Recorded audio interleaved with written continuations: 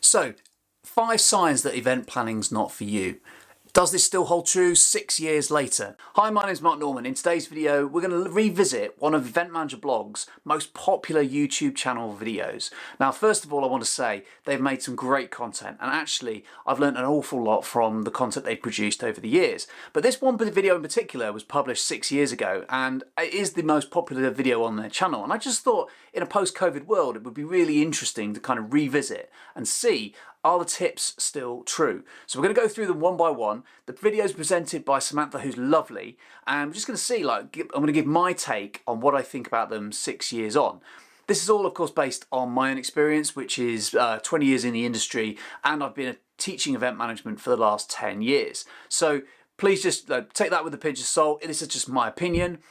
In no way am I trying to kind of say that they're wrong. It's just really kind of my own thoughts on how those kind of ideas stack up now 6 years later. So the first thing that Samantha talks about is not being able to get things done. And really this kind of revolves around procrastination.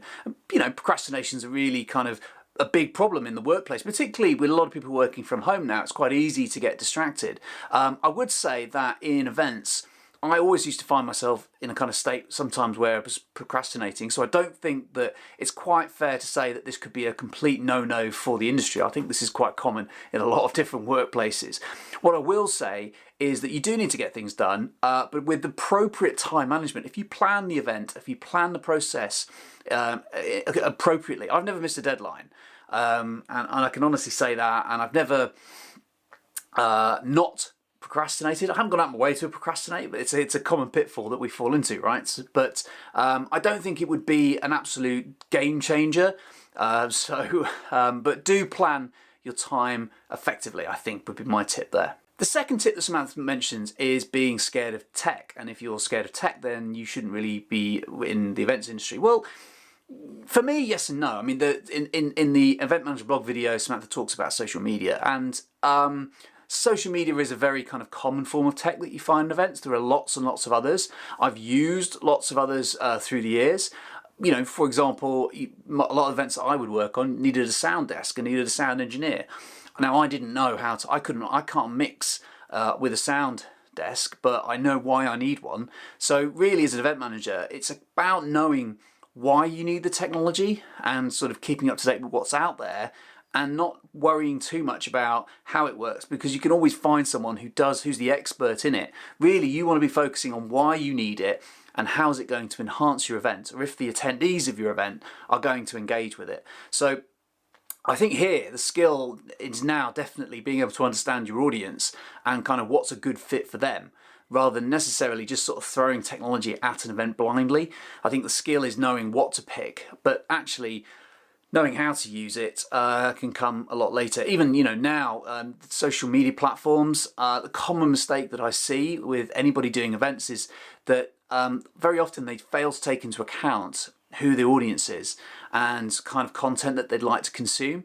So it isn't necessarily about knowing what the latest fad is on any particular social network. It's more about understanding who people are and why they're using it and the content that they want to engage with. So yeah, I still agree with this point, but I think, you know, there's some huge caveats with it. So don't sort of being a technophobe is not going to be prohibitive to stop you being involved in the events industry. The third point that Samantha mentions is chit-chatting, as she puts it, and kind of the point again revolves around some communication really at events, and whether or not people come across in the right way, and whether or not, you know, that is conducive to a good team. Now, I've certainly worked with people who are not very good communicators, frankly a little bit rude, and I think that's the point that she's trying to make, is that, you know, nobody wants to work with those kind of people, and this is the same really of any kind of business or workplace setting. So, you know, set yourself up as someone who's very friendly, set yourself up as someone who's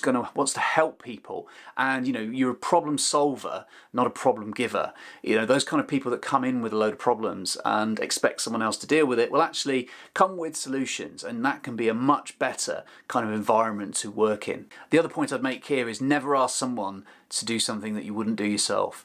And I think that's a very powerful thing to do, and to have that mindset, because ultimately, you know, people will get respect for doing that. The fourth point is that you get tired easily. If you get tired easily, then you shouldn't be working in events.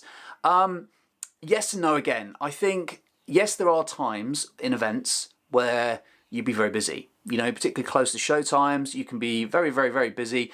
But, and my but here is that careful planning and surrounding yourself with a good team should stop those sort of flashpoints, if you want to call them that, from happening too often. And the more experience that you get, you'll get better at kind of anticipating problems. There's been a huge shift in recent years, particularly through the pandemic, to being more aware, I think, about people's mental health and how that sort of affects people who work in events, because it is a very high pressured environment. You do have to be able to make decisions quickly and deal with stressful situations. But we should have a conversation about mental health, and if you want longevity in the events industry, then you need to plan your time, have good time management, plan your time accordingly, so that you're not putting yourself in that kind of very high pressure situation that you're sort of chasing your tail, or firefighting as I used to call it. Look after yourself and your well-being if you want a long career in events planning. The fifth point of the video was that you're not a good listener. And listening is really important. So again, I do agree with this. I think it's a really important thing, that a skill that you need to have as an event manager. And that's still true here in 2022. I think it's really important that you listen to the staff that work for you, you listen to your event attendees, and you're always willing to take on board new ideas. You should always embrace training, always embrace new ideas, and don't be afraid to actually listen to a bit of criticism now and again. Those can be quite good skills in their own right as well. So yeah, this is still a tip I think that still holds true here in 2022.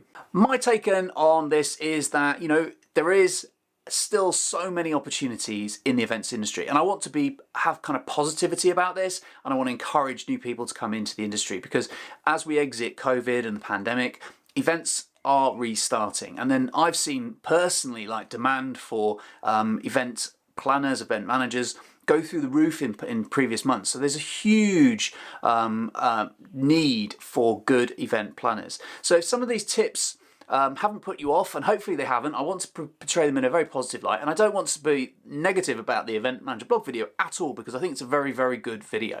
I think I just put a few caveats on it, my own take really about the events industry as it is today. I wish you all the best. If you're interested in getting into event planning, I've got a video on skills you need to be an event planner, and also how to get started in the industry if you don't have any experience, which is where a lot of people find themselves. So have a little watch of those. I've been Mark Norman. If this has been useful to you, then please consider liking and subscribing to my channel, and I'll see you soon.